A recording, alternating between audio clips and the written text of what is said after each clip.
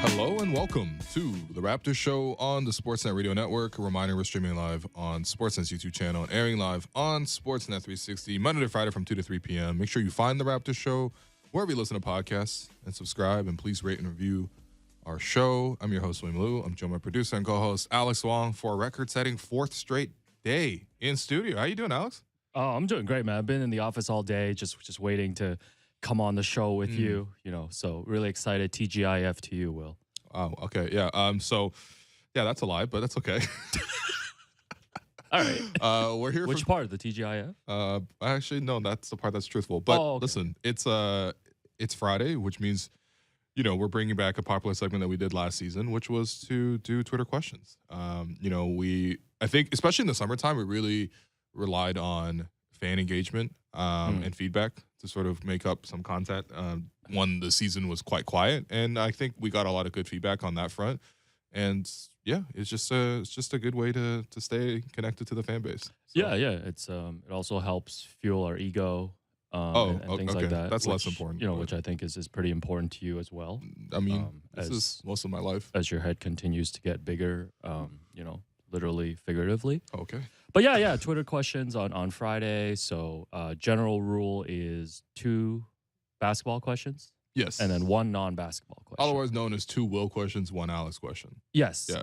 And also, we're going to have a banter pod. We're recording a banter pod later today. So, we're going to try to get to most of the questions. Obviously not going to get to all of them. But, yeah, we'll try our best over our 2 shows. So subscribe to the podcast. So first question, would it make sense to have Freddie come off the bench and play the Ginobili role for us, stabilize the second unit, and can finish the game with Pascal because that 4-1 pick and roll is deadly in the crunch? Okay, so this has been like the major point of conversation, I would say. Even though the Raptors have won the last 2 games pretty handedly, I think people have been curious about why that's happened, especially in Fred's absence.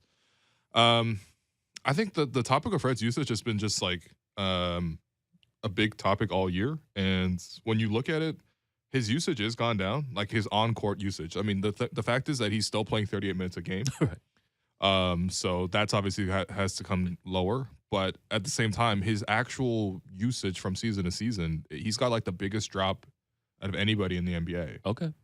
His usage this year, in terms of the share of possessions he's using, is at 16% for Fred VanVleet. He's I think that's the part where for people need to really understand like the sacrifice that he's making. Last year he was at 23.7%. The year before that 23.9, 21.7.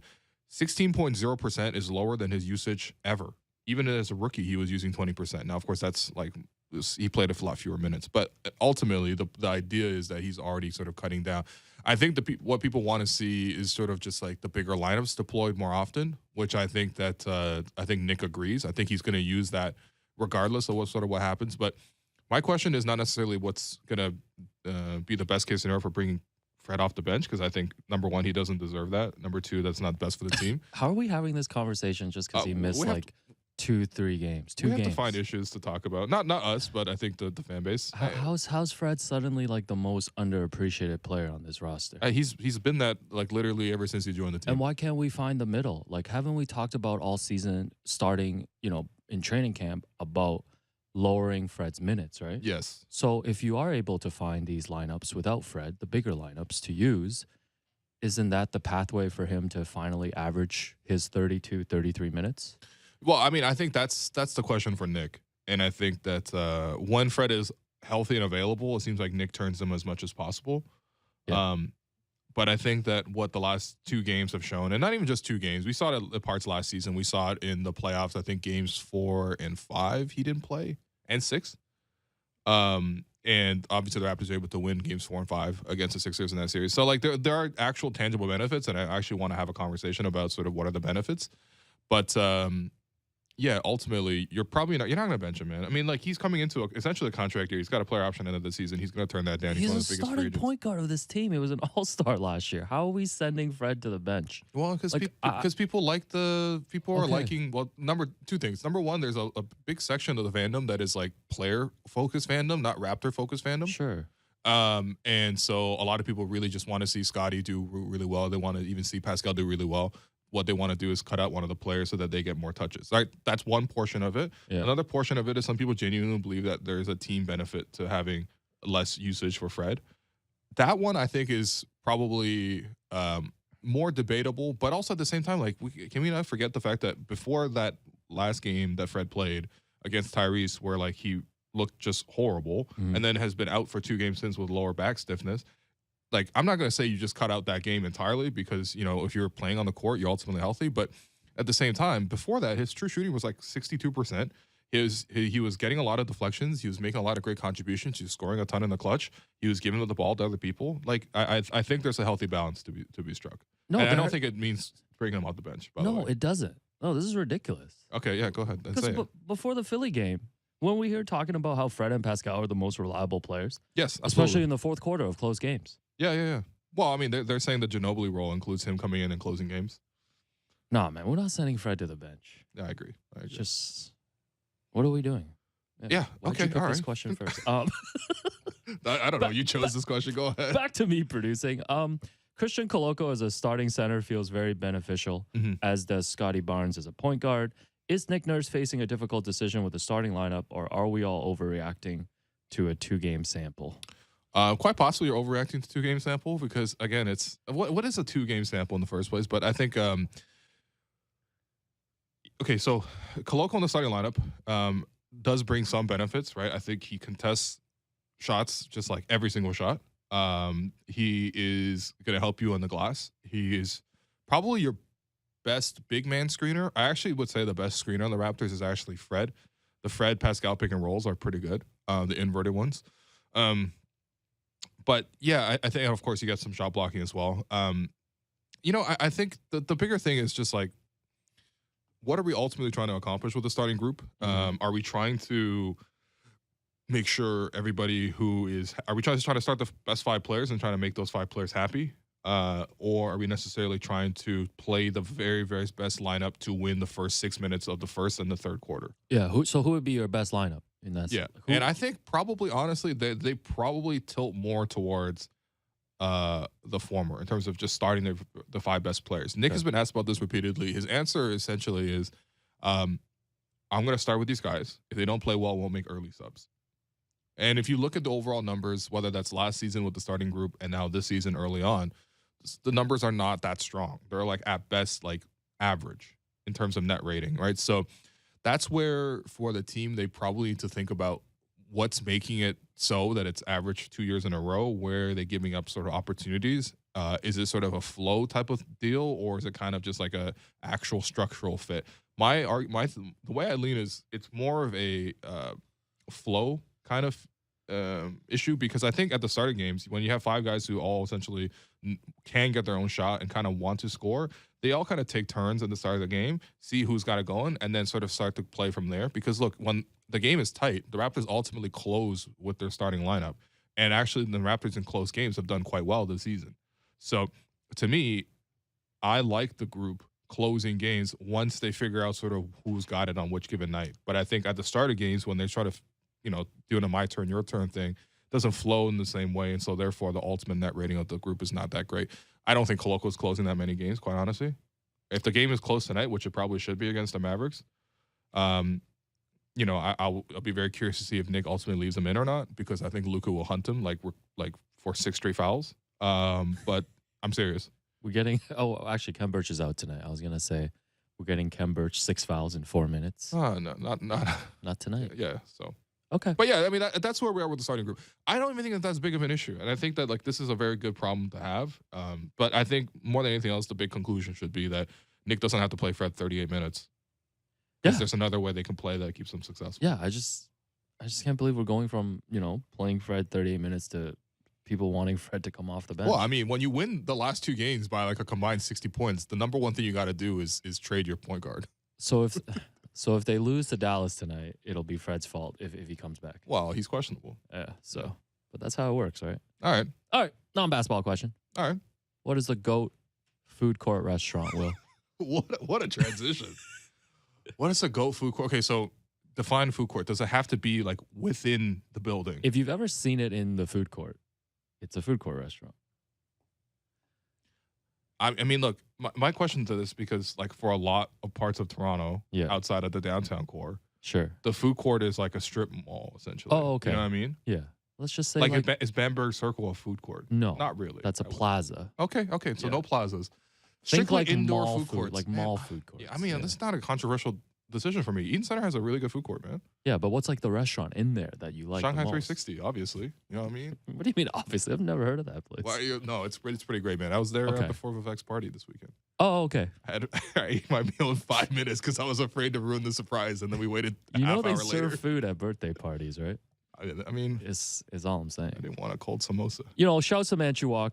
I wasn't feeling that well yesterday though after eating that. I so mean, it's one of those experiences, you listen, know. man. You know, back in the day, New York fries was my favorite, but I think New Still York don't fries. understand that, New York man. fries has fallen. I don't know if it's fallen. It's off, just but- fries. Yeah, but it's good fries. You Oh, don't okay. like. You don't like fries? They have poutine as well. Yeah, Hot dogs. obviously, New York is known for poutine for sure. But Yeah. honestly, instead of a food court, I just like to get a street dog. You know, Oh, it's man. hard for me to say no when I see a hot dog truck on the street. you know? Oh man. That's my kryptonite. You know what? It's actually a good thing that there's not one in the Oh man, in the can we bring one to 10MP right here in the lobby? That'd be amazing. yeah. By the way, the O in OMP is 1, so you don't have to say one Mount Pleasant. Right. Sorry. Just been in the office all day. I'm dazed right now. Yeah. So, back to basketball. Which team do you think Hmm. poses the biggest threat for the Raptors in terms of coming out of the East? Yeah, so I think the top 4, based on the first like 2-3 weeks that have been played so far, the top 4 for me in the Eastern Conference are Brooklyn. Milwaukee, Oh, okay. Yeah. Boston, Yeah. The Nets. Toronto, Oh, okay. and Cleveland. Oh, okay. I think. Yeah, this is Man, Cleveland's been a nice early season surprise. Cleveland has been a very nice early season surprise. The only loss they had was against the Raptors. And Garland was out of that game. Although, by the way, Garland was playing horrible in that game, Yeah, man, but before the eye poke. So it wasn't like, oh, man. That was also a toss-up game. Like the Raptors. That was a toss-up game. The I agree. Raptors executed down the stretch, came back in the fourth. Right? Yeah, exactly, right. By the way, Fred made some big plays in that one. I don't know if he got credit for Yeah, that. I'm aware Fred is an I guess it's a little I'm aware Fred is an all-star I guess it's a little point different guard, when you beat a starting Trey point Jones. guard of the Toronto Raptors. I'm well aware of I don't what know, Fred man. brings to the table. I don't know. Could the Raptors have beaten Keita Bates' job? Who? No, Keita Bates' job is playing for the wrong Spurs, man. Oh yeah. I heard that joke. That guy on the should be radio on pod. Tottenham. Yeah, best All right. threats in the East. Well, I think Milwaukee to me is clearly the best team in the Yeah. East right now. By the way, you see Milwaukee. I saw a piece from Eric Nem. Yeah.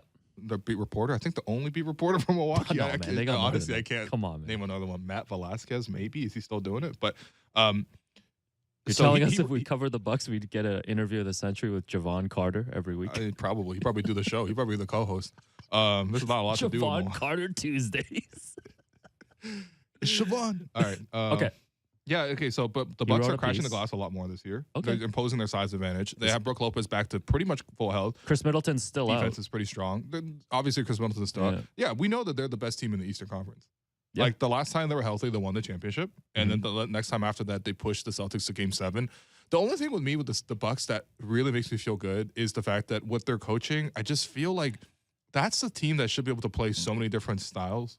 You know, like the season the Raptors won the championship, they had obviously all the talent in the world to do it, but they were also able to play so many different styles. How they played against the Sixers was not how they played against Milwaukee. It's not how they played against Golden State. They had the flexibility in the coaching to use the talent available in a whole different kind of ways. Whenever I play the Bucks, I'm just like, okay, the Bucks are gonna try to like hit me over the head with their like usual strategy of let's sit in the paint, block off everything in the paint, and then Giannis is gonna run downhill at me full speed. And that's like their go-to strategy, and they're just gonna like hit you with the like it's like playing against Mariano Rivera, man. He's throwing that cutter every single time, man. Stop But referencing. I want to see a changeup. I want to see a curveball. Name 4 relievers, Man, dead or alive. Romano, This guy always uses and then he's like, Kikuchi. you know, when the Raptors had Fred and Kyle, it was like when the New York Giants had the 2 running backs, and it was thunder and It lightning. was 3, Earth, Wind, and Fire, baby. Oh, come on, man. They beat the Patriots that year. Yeah. Okay, Yeah. but I see your point. So you're saying no, you there's know, not a flexibility in that. There's not a creativity in that roster still, but they have the best fastball in the league. Like, again, going back to the baseball Yes. analogy, the Bucks throw 105. they have Shaq. Yeah, basically, They yeah. have Shaq when it comes like down they have to a it, more versatile version of Shaq. Like Yes. you could use Giannis in a whole bunch of different ways. which is even scarier. They're the best team. I don't think I have Yeah. too much concerns about that. Boston, once they get Robert Williams back, we know exactly what they can do. Yeah, Obviously, Boston- Tatum and Brown are really good. Boston And it will doesn't- be in the mix. They will be in the mix as much they as don't we seem like to affected hate. by the coaching that much either. Like it was like, oh, Ime's gone. Will someone be there to yell at them? They're like, turns out they're just good players. They don't need people to yell at them all the time. It's early. We'll see. And then Cleveland, Cleveland's been really strong. I think the fit between the two guards in the backcourt, I still want to see more games of it. But the one game they were able to actually play together fully, they played spectacularly. So I think with the Cavs, they still have one more move to make as well. If they can get themselves like an OG type of player to play three for them, that's terrifying to me. Right now, that three position's still questionable. But, I mean, obviously they have great rim protection between those two bigs. And then Mitchell is playing out of his mind. So that's a scary team to me. And they have like some decent depth off the bench. Shout out Dean Wade. I know your favorite player. I love Dean Wade, man. Yeah. Jeezy paid LeBron and paid Dean Wade. So, no, you got to give respect to the Cavs, man. I think there's a lot of talk about them coming into the season. You know, apparently Evan Mobley was deep in his bag in the gym, and obviously they acquired Donovan Mitchell. Yeah, I mean Evan Mobley, he's a catch and finish kind of guy. Two impressive wins over Boston too, both in overtime. Yeah. You know? Yeah. I mean, I don't know. I saw Jeff Doughton beat Boston cost me in a little- overtime cost me a- twice. Cost me a little money there. Oh, okay. But yeah, I think if you're a Raptors fan and you're looking at the East, you know, I think, you know, Philadelphia obviously with James Harden's injury, and they've started 4 and Man, 5. Philly just doesn't impress me, man. They don't. They don't impress me. They look Miami really isn't old. impressive. They look really slow. They play slow, and also, like, Over me. yeah, no, seriously, their depth doesn't look that much better, man. No, I think that was the whole argument. It was like, whoa, look at what they brought to the depth. Whoa, DeAnthony Melton. I mean, all I heard Melton all did summer. play against the Raptors twice, but Okay, ultimately, but like, these are not game still. changers. Yeah. Daniel House is not a game Plus, changer. they lost 2 second-rounders for pursuing Daniel House and PJ Yo, Tucker. can we talk Why? about that? Why? Yo, first off, I wouldn't even trade 2 second-rounders for those guys. But second of all, you calling Daniel House early? Who was calling Daniel House? Who? Daryl Morey, you had to, like, how do you have to tamper His for Daniel realtor. House? His realtor was calling him. Damn, because he's a house? is that the joke you're making? I don't know. I don't know, man. Anyway, so Daryl Morey, don't lose up. with picks on that. I think, I mean, Yo, that's- no, what I mean to say is and they're like, out of picks to sort of trade for the next move, you know? So. yeah, no, they're all in.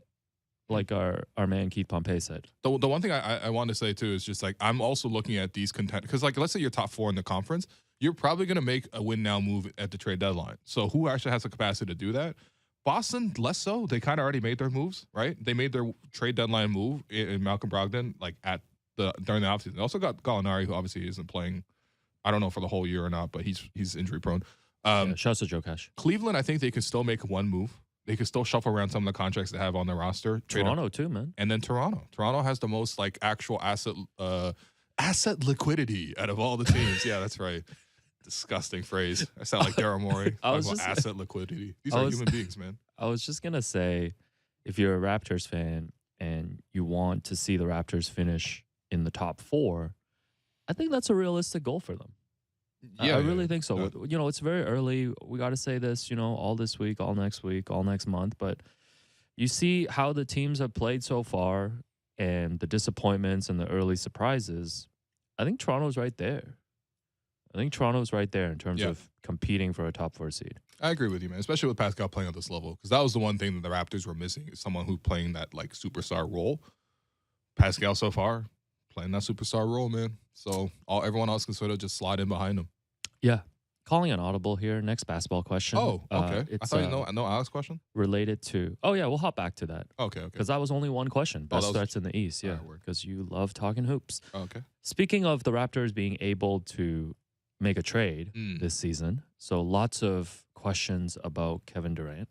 Yes. If Kevin Durant becomes available again, would you still include OG in the trade package, or is his elite defense too important for this Raptors team?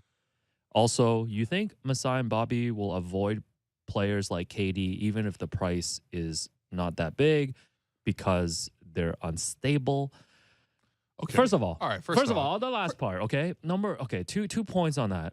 Number one, they brought in the most unstable superstar ever, coming off playing 9 games with the San Antonio Spurs, 1 year head to free agency, and won a championship. Can we not call people that we don't know personally unstable? Yes. It's just a really rude thing Listen, to do, you know man. what's Come on. unstable? The Brooklyn Nets organization. The whole situation is unstable right Well, now. you also don't know if KD will ask for a trade. But KD, I get what they're trying to say, but it's just, yeah. KD is just a regular hooper who just wants to play ball. And You're right, actually. You know what? KD's very likely to show up at where we play the Tuesday run. No, if we called out KD, KD on Twitter, Brandon? he would show up. Brandon's better than you, bro. And you would foul him. I would definitely foul KD. Are you kidding me? You can't handle Trevor in the post. Trevor give him with the up fake? KD, I don't even see KD as like a distraction. It's a distraction, bro. How, though? I mean, I'm happy to distract my way to a championship. Yeah, fair enough. That's what Kawhi did, too. I mean, you're right. Kawhi's thing was a distraction, too. Remember when people were talking about load management, all this other stuff? Did we forget how miserable the regular season experience was? It wasn't, man. I was having a great time the whole time. The Raptors winning 58 Kyle was doing games. interviews with ESPN being like, yeah, I'm not talking to Masai. I support Kyle being that loyal to DeMar. The locker room wasn't a great vibe at the start of that season. Wow. I'm just saying. I wouldn't know now. I don't have access. Yeah, damn. But anyways, if KD becomes available again, would you include OG in the package? Would I include OG in the package for Kevin Durant? Are you seriously asking me this? I'm just reading questions. Yes.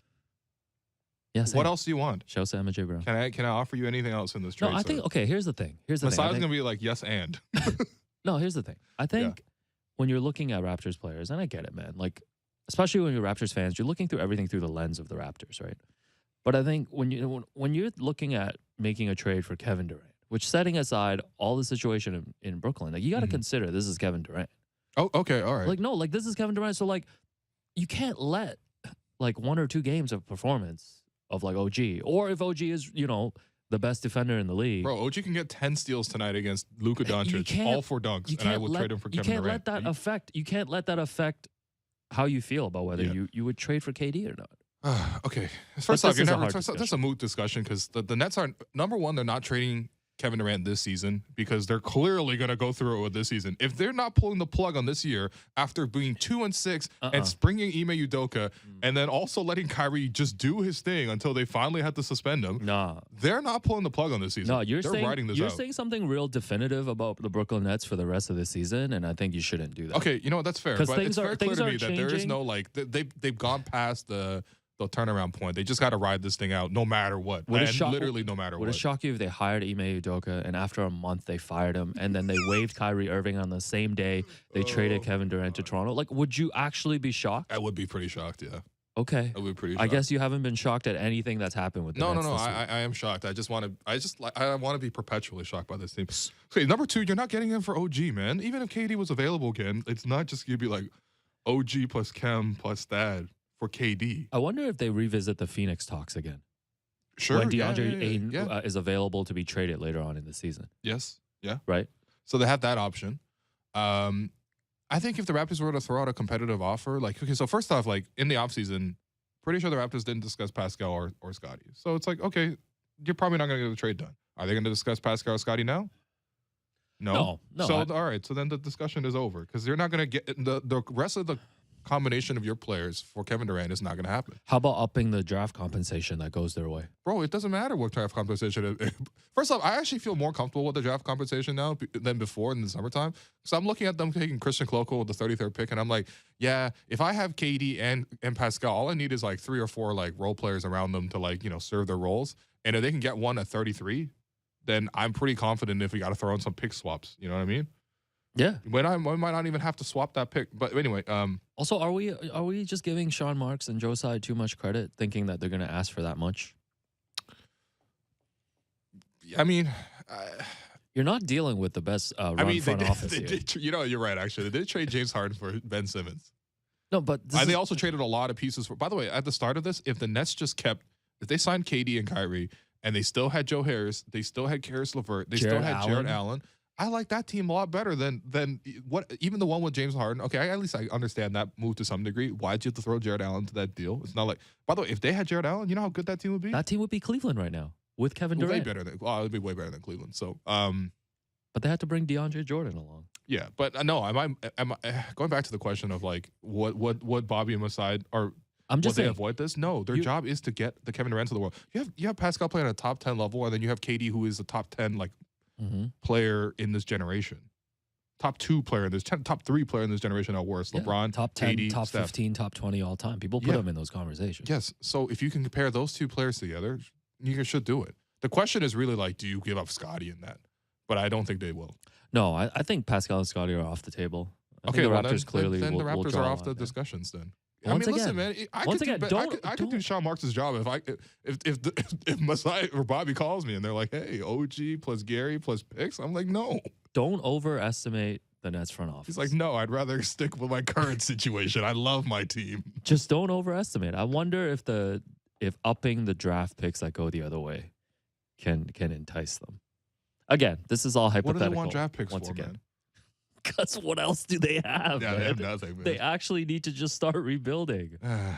How many times have the Nets rebuilt in your lifetime? Well, I was thinking about this yesterday. I pulled up the Sports Illustrated cover when they had KG, Paul Pierce, Joe Johnson, and Darren Williams. Okay, yeah. And obviously that team beat the And Brook Raptors. Lopez, come on. Yeah, in 2014. Andre Blatch. And that was considered a failure because they never got past the second round.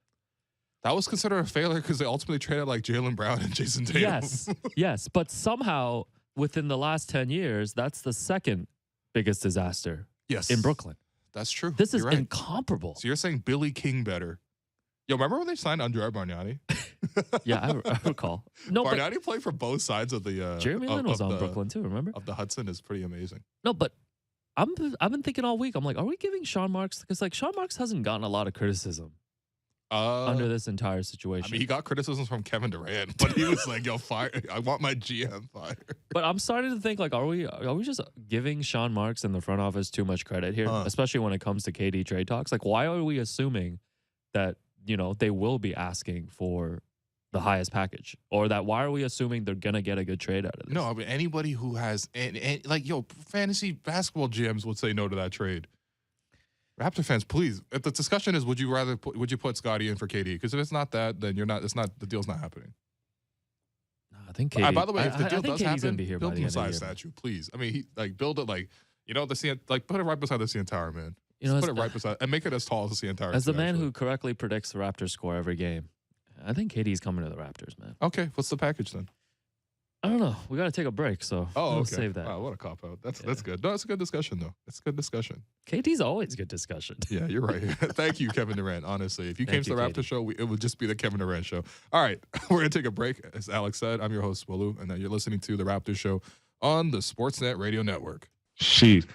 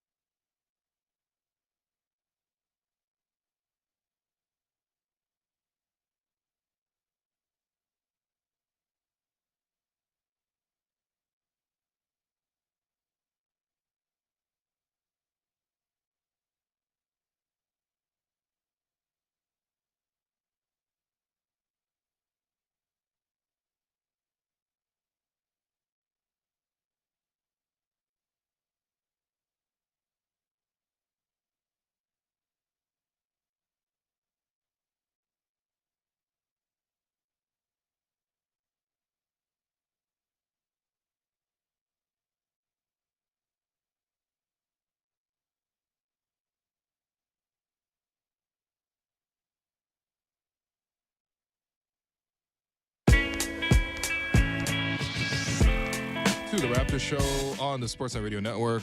I'm your host, Wolu, joined by producer and co-host Alex Wong. As we do every Friday, we'd like to give thanks to everyone who makes the show possible. So, Alex, go ahead. Just want to give a quick shout out. Number one producer, Derek Brandejo. Appreciate you as always. Nice. Jennifer Rolnick behind the scenes. And also, we got to shout out Frank, too. Frank has been helping That's right. Jennifer Rolnick with the YouTube Elite hair. stream. Elite hair. I wish you could see. Welcome to the family. Yeah. We say whatever on air. So, Frank, if, don't want us to mention you, just tell us.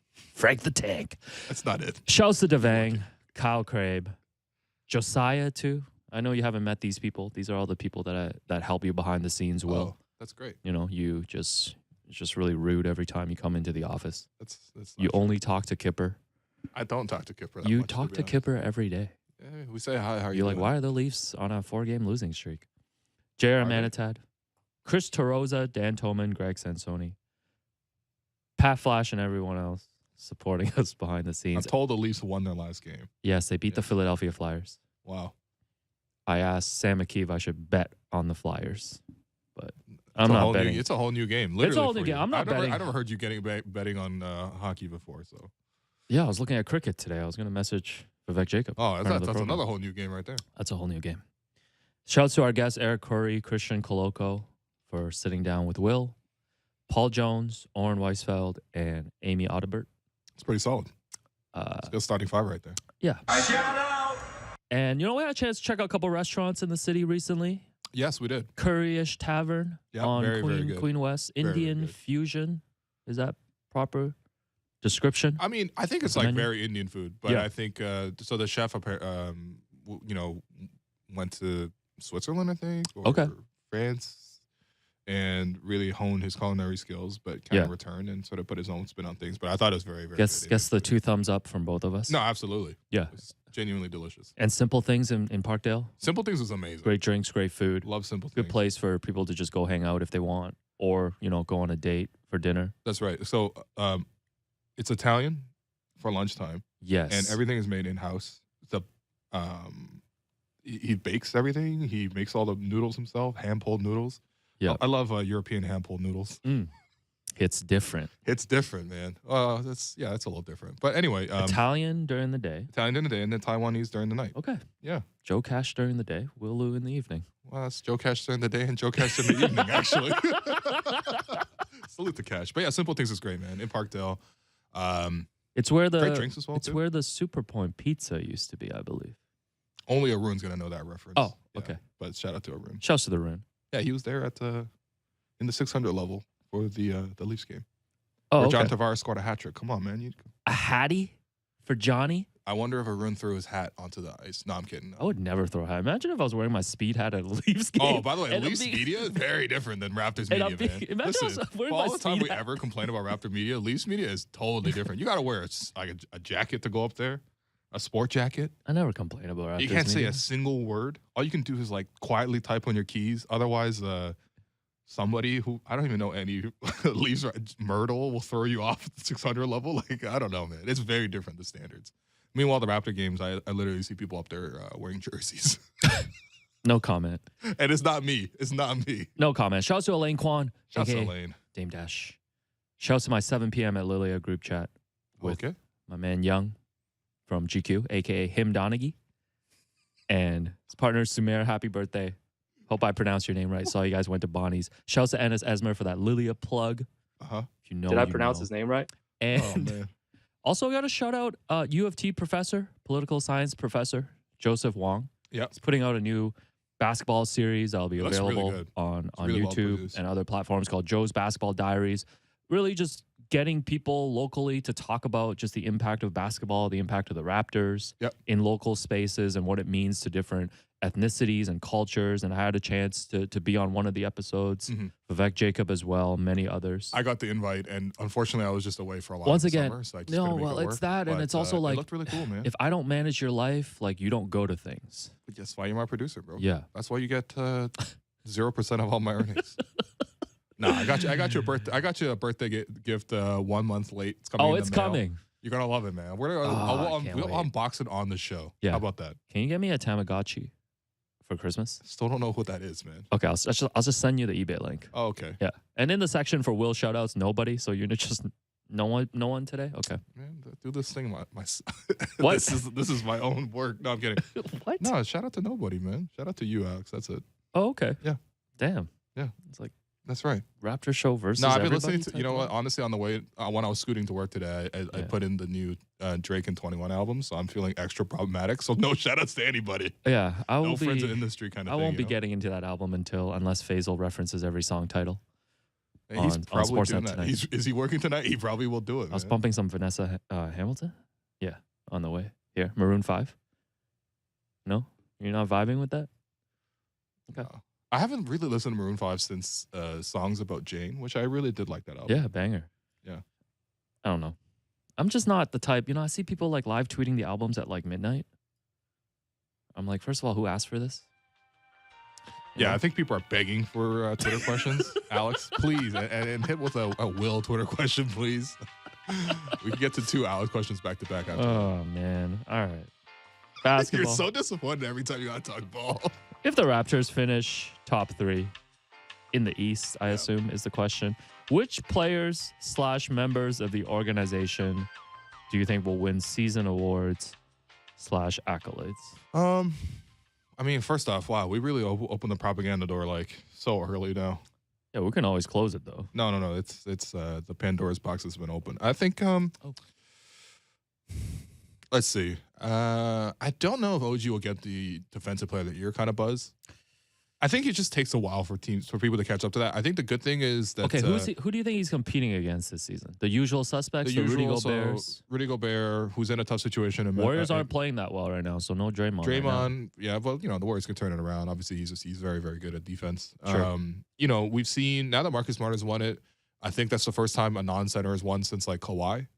So I think that that's probably good. We'll see more appreciation, but I feel like the people who will get that sort of immediate recognition are guys like Drew Holiday. Like if the Bucks are number 1 in the league in defense, which they very well could be, they'd probably just give it to Drew. Well, Raptors again. They might give it to Jared Allen. Yeah, it's very early. I mean, Raptors are top 5 on both ends of the floor right now. Yeah, I mean, that's true. Kirk Goldsberry's efficiency landscape. So it's really good that you've won the last 2 games by 60 points, man. You should be top 5 in everything, man. Yo, there should be a point differential banner as well. We should be going for that. No, I think. Okay, so I don't know about you win defensive player. I think speaking Pascal of, I think there's a real chance Pascal makes like first or second team All NBA this year. Yeah, if I think second team is already very should be the floor what he'd be getting if he continued this way. He'll be an all-star. He'll be that, and I think he'll be top 10 in MVP voting if they finish top 3. Yeah. Defensive player of the year, the Raptors would need to finish like number 1 in the league in defense. Because I still wouldn't think that OG would get it, to be honest. The Raptors... I think if you win 55 games and the Raptors are number 1 in defense and everybody's talking about what they're doing on that end, it'll be OG. But have you heard anyone talking about that, though? Because that's how these award buzzes ultimately happen, right? You Brooklyn already Nets see have been in the news every day. Vince Carter on ESPN says, "Oh, Pascal's playing on a top 5 level." Like, I'm waiting for Brendan Haywood to say that. Well, I haven't even heard anyone on NBA TV say that OG's been a great defender. So these things got to take time to build. It'll take time. Yeah. All right, let's go with that Alex question. I like Alex. Yeah, friend of the program, Holly McKenzie wanted to know: has Alex ordered his worm costume for next Halloween yet? So this is the Heidi Klum. What is up with you? I've been sending you behind the scenes videos of how Heidi Klum put together this worm costume. I don't want to know. Yeah, no, but the fact that you're so bothered by it, like you're gonna get this content all season. It looks like the traditional line dancing, but with one person and a worm. Yeah, It looks awful. Can I dress up as a worm to your eventual wedding? How do you think your parents will react? No, man, I'm a elope. Yo, let me. I'm not telling you where. I'm not telling you where. Nah, you got to produce my wedding. You know that, man. Yo, let me drop a speech at least, bro. Yeah, no, of course. Come on, you don't have to commit to this stuff on air, man. No, that's okay, man. Wedding stuff, all that stuff changes, Wow, okay, all right. You never know. Why are you taking the pressure off of me all of a sudden? This is OG related as well. Nah, you're my guy, man. Odds of getting OG on the show to kickstart his Defensive Player of the Year campaign. That's pretty high. Not because we have a strong relationship with OG particularly. I think it's just that Raps PR has been really helpful with us this year and last year as well. We'll put in a request for OG next time. Okay. When we put in I will requests. start preparing questions now. Might have to do one of these Twitter mailbags for OG, because I get like 150 questions when I tweet it out. That's probably how many questions I'm going to need for a 5-minute segment with OG. No, just Google those websites that have like icebreaker questions. Top 100 icebreaker questions. Oh, brother. That's going to be the episode description. Like, hey, OG. Oh, brother. Who would win it? Would you rather fight one horse-sized duck or 100 duck-sized horses? Yo, you're going to be OD and an OP, man, with your 500 questions. You're going to walk out on me, man. He's like, first you post a compilation of me dribbling the ball on my foot 80 times, and now you ask me some dumb questions. No, so here's what we're going to do.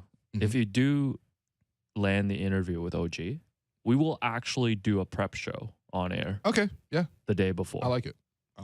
I will be OG, and you will ask me questions for 1 hour. Can you come dressed like OG? Yeah, that won't be that hard. Oh, okay. Yeah. There's wardrobe in the closet for that. Wow. All right. This guy says I got that OG bag. All right. That won't be that You know what, hard. honestly, those flower pants, I feel like OG probably would have rock those from yesterday. All right, another Alex question. Another one? Yeah. Come on, back to back, man. I just did too.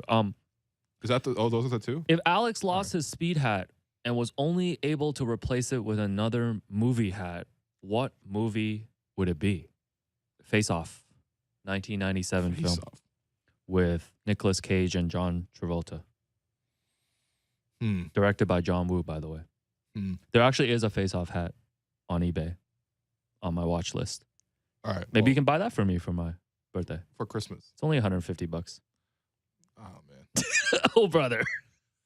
Man. This is why we can't. This is why we can't get you to commit to stuff on air. A hat, bro. Yeah.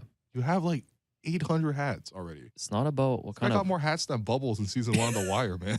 It's not about the price. It's about the value that you put on it. That's the stuff that rich people say, man. That's wild. That's a rich person phrase right there. How do you feel about Thaddeus Young being out of the rotation? Oh, okay. We're back to Will questions. Yeah. It's weird. It's weird. I genuinely had just the idea in my mind that Thad would play pretty consistently for this team. I think he probably had the same idea. I mean, obviously he's gonna be a good vet about it, but I think for him it's probably got to feel really weird. He sat out for the Spurs last year, but that made sense. The Spurs were tanking, and they were trying to develop their guys. And he was not he didn't want to go there. He was traded there as part of the sign and trade, I believe, with DeMar. And then when he came to Toronto, he played immediately. So it was like, for him, he's probably like, oh, that was a one-off. And now he's back in that same situation. I think Thad can play. I think Thad has a role to play. To be honest, Christian Koloko coming in and being this good right away has sort of thrown everybody down one spot in the rotation. I even think that he's even eating into like a Precious Achiuwa's kind of minutes, So that's a good thing.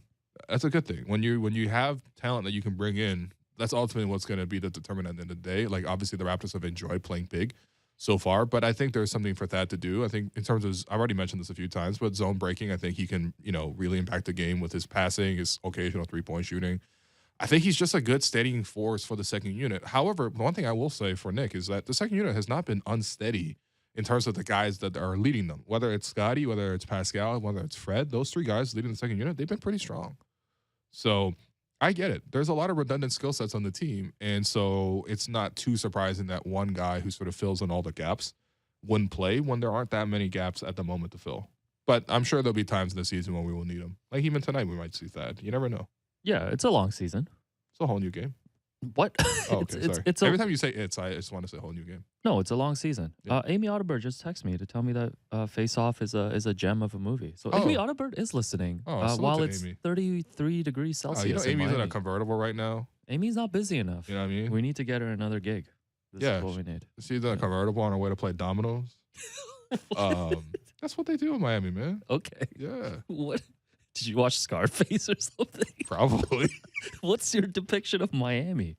Godfather 2. No, but I think Thaddeus Young, like you mentioned, it's a long season and there will be a role for him. And I did see some people ask, like, when the Raptors emptied the bench the other night Yeah. against the Spurs, like, oh, like, how come Thaddeus Young didn't play? Like, I don't think you put. He did play, by the way. Did he come in? Yes, he did. He came in for a couple of flip layups. Oh, man. Okay, He didn't never play mind. in the fourth quarter against Atlanta when they emptied the Yes, bench. that's the one, right? Yes. Because I was like, Because you were man, watching carefully. yeah. Welcome to the Raptors Show.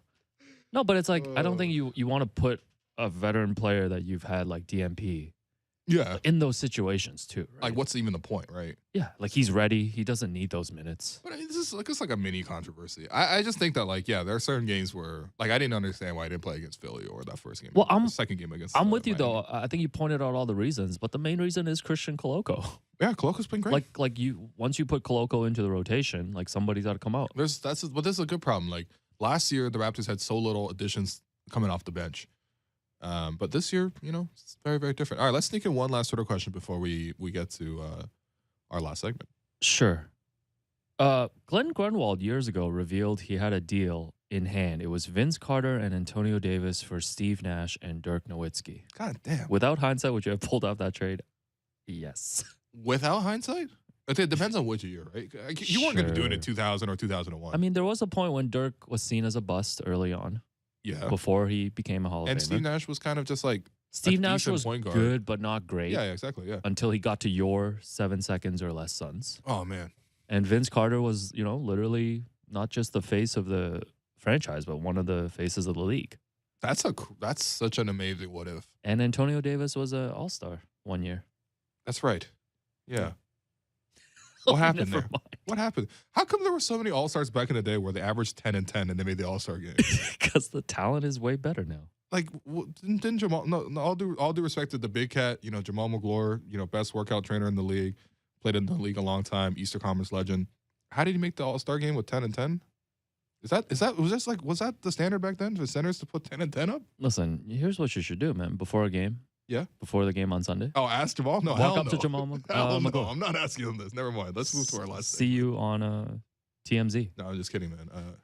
And well now it's deserved. time for Between the Lines, brought to you by Bet Rivers. It's a whole new game. Mm-hmm. The Toronto Raptors are taking on the Dallas Mavericks on the road tonight. And the line for tonight's game at Bet Rivers is Raptors plus 3.5. Will, who do you like tonight and why? Okay, so doing some research for this, the Raptors were 0-2 against the Mavs last year. One of the games the Raptors didn't have Pascal, and that's like their second or third game of the season. They struggled, and they lost that game. It's not too much of a surprise, to be honest. The second game was a little bit more telling for me in terms of the way that the Raptors played Luka and also the way that the Raptors lost against Luka. So that game, Luka had 41 points, which, is not even that notable considering he's averaging 36 this year. Wow. So, yeah, I mean, in that game, the style that the Mavericks went to, it should be no surprise to anyone who's sort of seen a lot of Mavericks games, especially with Luka, is that he repeatedly slowed the game down, limited the Raptors' opportunities to turn the ball over against them, right? Because, it's just Luka attacking, and then he was looking for switches, largely attacking Fred, and he was able to score a lot because the Raptors would have to then send a double team either to him or, honestly, it's just very few people can guard him one-on-one, and Fred is not one of those guys, right? That's not to say the whole game was on Fred. I think this can be a similar deal tonight where Luka will probably look to isolate and attack the Raptors' weakest defenders. So if Fred's playing, he will try to attack that mismatch. If he sees Christian Coloco out there, he will attack him. And if it's not those guys, then I'm sure he'll find another way. But those are probably the two most obvious candidates for this type of coverage. Probably Gary Trent Jr. as well, to be honest, right? So very difficult to attack Luka. But I think what the Raptors need to do and what Nick needs to do is decide, like, what is the coverage? Are they going to be hard trapping Luka the way they did against James Harden, where, okay, Harden's not going to score at all, right? That game the Raptors lost against the Sixers that I've talked about 86 times since it happened. That game, James had like 11 points, and they're all like broken plays kind of points, right? So good for him that he's still able to produce, but that's obviously much lower than the season average. What the Raptors did essentially in that game was say, we'll play 4-on-3 the rest of the way. Are you willing to play 4-on-3 the rest of the way against Dallas? Now, the one thing is, I will have to say, they actually looked okay doing it in that previous game that they played against Dallas, the one that they lost. That was the one where it came down to last possession, and then Scotty, for some reason, decided not to contest Luka Doncic for three. Scotty's defense has been a lot stronger this year, and honestly, Scotty hasn't had any sort of like rookie trying to make a highlight moments. So I actually feel more comfortable with him in that coverage tonight. But I think the other thing, too, is just the time the Raptors lost against the Mavericks last year playing Luka was just they were in the midst of a really long road trip, and they were only playing 7 guys in the rotation at that time. So I think they should probably return back to that strategy of blitzing Luka quite a bit. Obviously, you got to prepare 3 or 4 looks, but that should be one of the major ones. And, you know, I actually like the Raptors' chances of pulling this one out because, to me, it's not like the Mavericks are playing great basketball.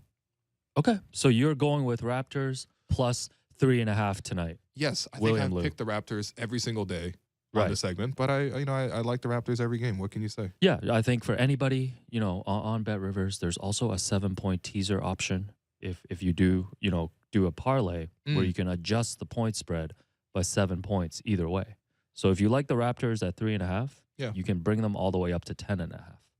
Okay, and just have that cushion. All right. I've found a lot of success early in the season doing that with the Raptors. Have. No, you've been telling me every single day you come in that you're making money. The Raptors are I make money here. Okay. The Raptors are a try hard team, and I don't find themselves on the other end of a blowout very often. They almost did in Miami, but thank you, Caleb Martin, for waking the boys up. Thank you, Caleb Martin. Oh man, yeah. So a whole new game. So Raptors plus 3.5, and I think for anybody looking at this game tonight, as mentioned, Fred VanVleet is questionable with lower back stiffness, and Kem Birch is also questionable with right knee soreness. That was Between the Lines, brought to you by Bet Rivers. It's a whole new game. Okay, well, that does it for us today. I'm your host, Willu. You've been listening to The Raptors Show on the Sportsnet Radio Network. Make sure you find The Raptors Show wherever you listen to podcasts and subscribe. Please rate and review our show. Reminder, we're streaming live on Sportsnet's YouTube channel and airing live on Sportsnet 360 Monday to Friday from 2 to 3 p.m. Thanks again to producer and co-host Alex Wong, to our board producer Derek Brendale and Jennifer Rowland for helping us with the YouTube stream. And we'll talk to you next week. Peace.